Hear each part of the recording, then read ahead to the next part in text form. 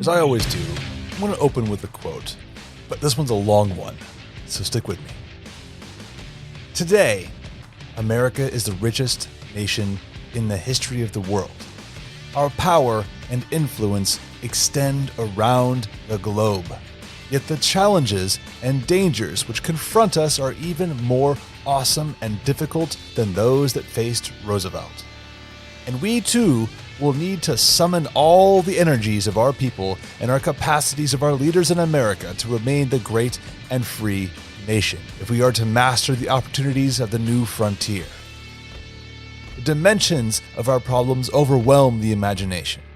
At home, millions are unemployed, and the growth of our economy has come to a virtual halt.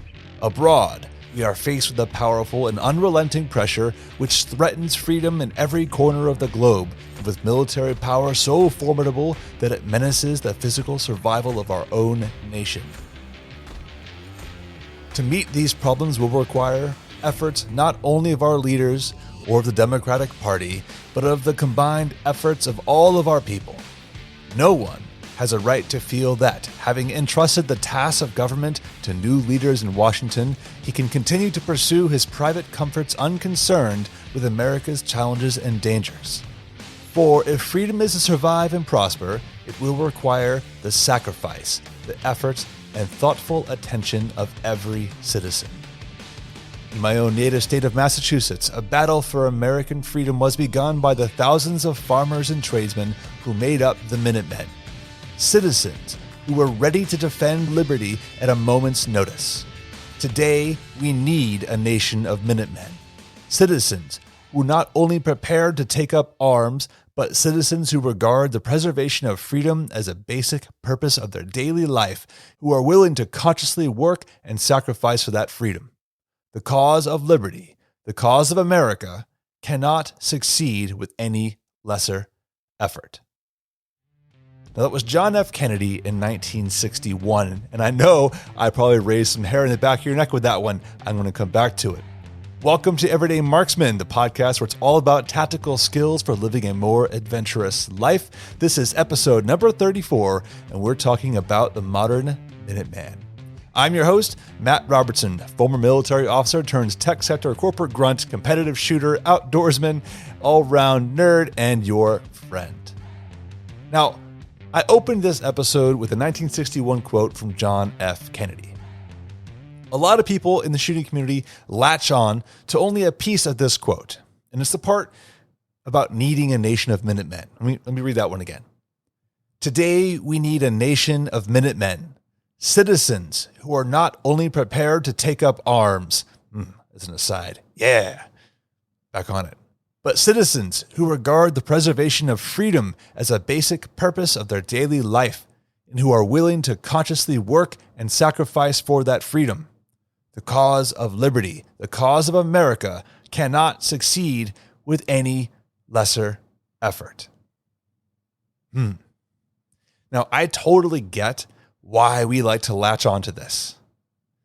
But I will admit, it doesn't actually make the point that so many of us want it to make. Now, this quote is really about President Kennedy's New Frontier Plan, which was an effort to instill liberal values into the nation. Planks of the New Frontier included things like labor programs, educational scholarships, vocational training, welfare and unemployment benefits, civil rights policies, and more. And while I know some people out there might look at this and listen and shout, "Communism!" keep in mind that Kennedy was not a fan of communists. This was during the Cold War. This was shortly before the Cuban Missile Crisis. We were after the 1950s and McCarthyism. Communists were not welcome. Kennedy also understood the Second Amendment. In 1960, then Senator Kennedy was quoted in Guns magazine.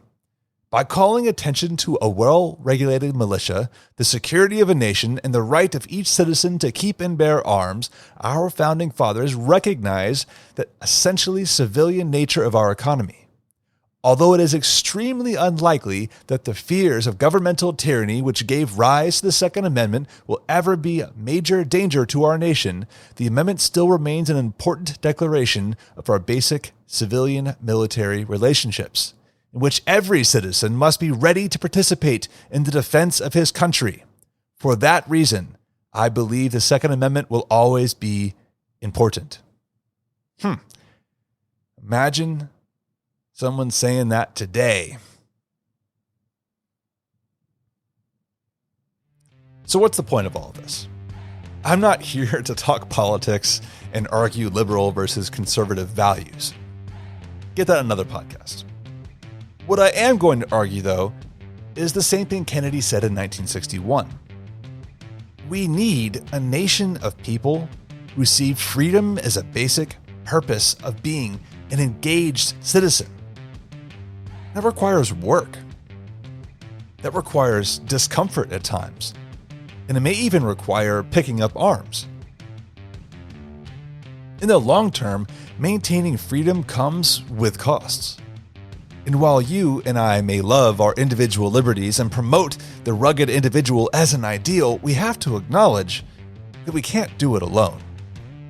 This willingness to set aside some measure of individualism in favor of promoting the goals of the group is why anarchists and, frankly, communist groups in the US have been so successful. Which gets me to today's topic, the modern Minuteman. Let's talk about this Minuteman concept for a second, because I know so many of us love it. It's romanticism to it. All right, the militia and the Minutemen are often used interchangeably. Even Kennedy did that in that quote. And that's wrong. You see, the militia was a body of the people committed to taking up arms in times of need. Militia service was often required of every able-bodied male from the ages of 17 to 45, or whatever the militia code says now. The Minutemen were different. They were a subset of the militia. They were younger, faster, stronger, more motivated, and they kept their equipment ready for a moment's notice. In a way, you could think of it like an 18th century QRF. Each one was selected out of the militia because of these attributes. And more importantly, they were volunteers. I suppose you could think of the Minutemen as a type of Revolutionary War Special Operations Unit. Now, this wasn't a new concept, though. Massachusetts has logs of training Minutemen going back as far as 100 years before the American Revolution. They didn't call them Minutemen at the time, but the idea was the same. You had a corps of highly committed, highly capable citizens who were ready to walk out the door with their equipment and take up arms and defend the community. And while they would do that, the rest of the militia could grab their gear and catch up. But it was the Minutemen who were the elite. Now, I want to draw your attention back to some of those qualities that I mentioned. Faster, stronger, motivated, equipped. I know I mentioned young too, and they were typically younger than 25, but let's ignore that for now. The everyday marksman is built around promoting these ideals. To be honest, equipment is the easy part of this. It's far more difficult to be motivated, stronger, and faster than the next guy, not to mention being a good shot. This is why I talk about putting in the time and practice for your craft. This is why I want people to learn survival skills and communication and tactics. Build up your base of fitness so that you are physically and mentally equipped to handle the stresses of hard times. It doesn't just mean combat, I mean hard times. We all need to work on developing our mindset so that we do not quit and we see things through until the job is done, till our knuckles are bloody and our faces are red. Perhaps even more challenging is finding others around you to do the same. I ran a poll within our community, the Marksman's Quarter, about the percentage of neighbors that our members would trust to back them up in difficult times. How many would you guess? 10%? 20%? 50%? How about you? For me, I'd guess about 20%. But the community average was just 6%. 6% of our members, let me rephrase that one. Of all of our members who answered this poll, they would only trust about 6% of their neighbors to help them out in a pinch, to guard the community if the riots were outside the door.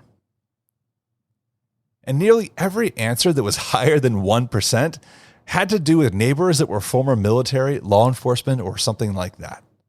Now, this is the problem. A modern Minuteman is no good by himself. By himself, he's seen as a kook, a ne'er-do-well. And even a handful are seen as violent ruffians up to no good. But if you have a community of them, the message starts to change. For better or worse, people are easily swayed to go along with what they see going on around them. Now, I know you've seen this lately in the news with these riots and protests going on, and it seems people who are otherwise normal to us are suddenly doing and saying things that you never would have imagined before. And the reason is because they see others around them doing the same thing and they want to fit in. This also applies to positive qualities, though. We need to set a better example. Start off by setting it for yourself, then your family, then your neighbors. Encourage them to do the same. This is not going to be easy. And I know what every one of us is worried about. I remember the protests in January in the capital of Virginia. It was 20 to 50,000 armed protesters there who left that place spotless when they were done, and nothing happened. No windows were broken. Nobody was arrested. Nobody was hurt. It was a truly peaceful protest. It was a textbook definition of a peaceful protest. And yet, everyone there was called an extremist. The media could not say the word extremist or racist enough in reference to a very diverse crowd who was there in support of their rights. And yet, what you and I see today is peaceful protests are anything but. And they're praised for it. This is not going to be easy. Kennedy was not wrong about needing a nation of Minutemen. When the liberty-minded grow too complacent, the agents of tyranny will take root. And make no mistake, this is not some new phenomenon. The tactics we're seeing employed across social media and the streets are no different than what we saw in the Russian Revolution, the Salem witch trials, or any other event where someone with an agenda convinced the mob that something was in their best interest. Commitment to freedom is about more than buying guns. It's about civic engagement. It's about being part of the process. And all of us, me included, need to put the needs of the nation before our own personal goals, whatever that means to you. I believe in a modern Minuteman. I believe in the ideal of a citizen who, whether he's military, law enforcement, or not, is ready to pick up and defend his community and his nation when it needs him. And I believe in a portion of our society that is committed to maintaining the highest ideals of our history and culture. As Benjamin Franklin said, a republic, if you can keep it. Thank you for listening. If you want to get more, come on by our website, everydaymarksman.co. If you're looking to join a community of Minutemen, a community of marksmen just like you, people who are really committed to becoming better fathers, better citizens, better fitness, better marksmen, then come on by the website. We have an awesome community set up, the Marksman's Quarter, and you can get to it at community.everydaymarksman.co. Though if you don't get an invite from our existing members, you can sign up for a waiting list and you will get one from me. I hope to see you there. In the meantime, take care of yourself. I'll talk to you next week.